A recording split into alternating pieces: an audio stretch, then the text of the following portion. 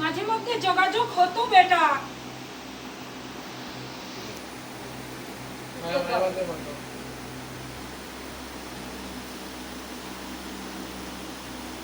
যোগাযোগ হতো এবং অনেক কিছু কথাবার্তা হতো বেটা।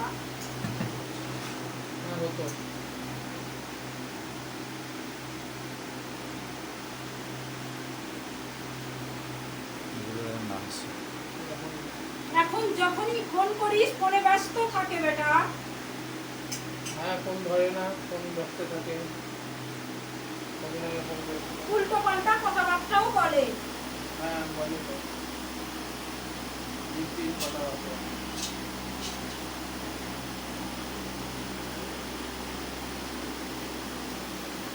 মাথা গরম হয়ে যায় এবং রাগও দেখায়, উল্টো পাল্টা কথাবার্তা বলে। এসব কথাবার্তার কোনো মানে নেই। তো বাজে কথা বলতে থাকে, যেগুলো নিয়ে বলে ওগুলোর সঙ্গে আমার কোনো সম্পর্ক নেই। সন্দেহ করে তোকে বেটা।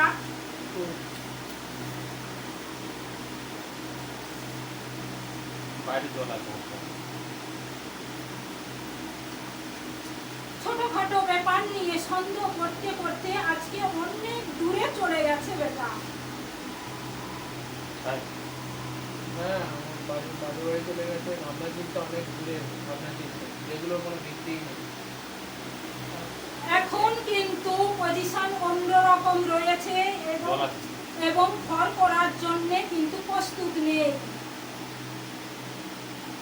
নেই তো, আর তো তাই না, বলছে যে আমি শ্বশুর বাড়িতে আমি করবো না, ওখানে থাকবো শিলিগুড়িতে।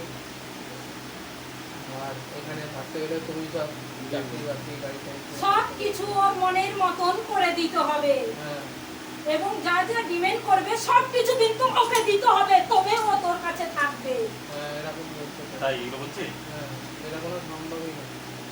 যে অ্যামাউন্ট তোর কাছে নেই, যে সম্ভব নয়, আমি পারবো না বলেছিস, তাও চাপে রেখেছি। হ্যাঁ, একদম ঠিক না।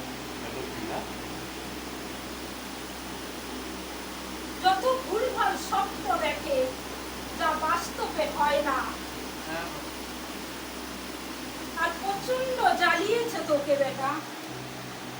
হ্যাঁ,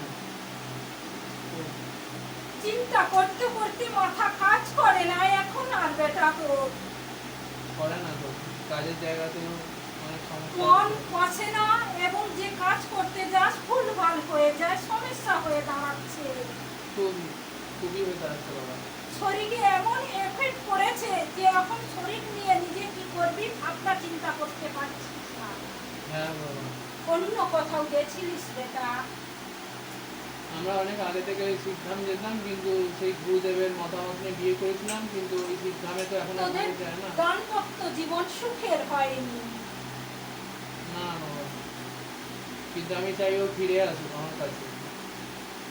কিন্তু ওর যে নেগেটিভ জিনিসগুলো ওর মধ্যে প্রবেশ করেছে, আগে অনেকটা ভালো ছিল, ধীরে ধীরে ইদানিকে বেশি হয়ে গেছে বেটা।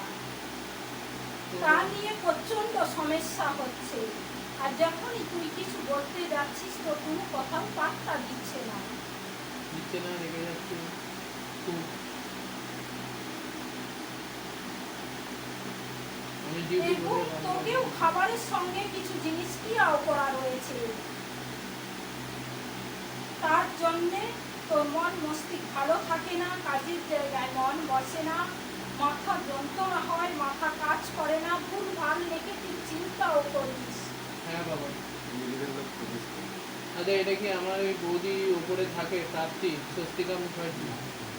দেখ বেটা, শুধু দু তরফ থেকে হয়েছে জিনিসটা। একজন তো অনেকদিন আগে থেকে শত্রু হয়ে রয়েছে, সে কিন্তু আশা করেছিল অন্য রকম, আর হয়েছে অন্য রকম। ঝামেলাও হয়েছিল বেটা, ছোটখাটো ব্যাপার নিয়ে।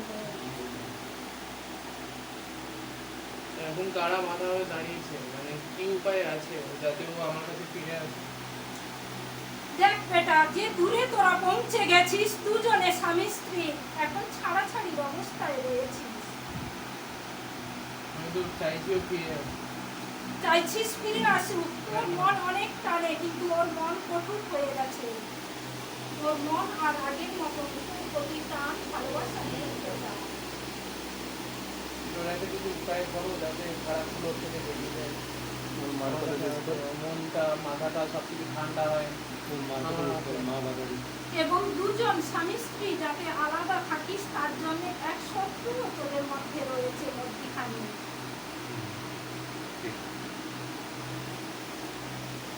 ও কিন্তু এখন খুব হাসি খুশিতে থাকে এবং ও যা চেয়েছিল তার সেটাই হয়েছে। তাই এটা মনে মনে চিন্তা তাই গেল। হ্যাঁ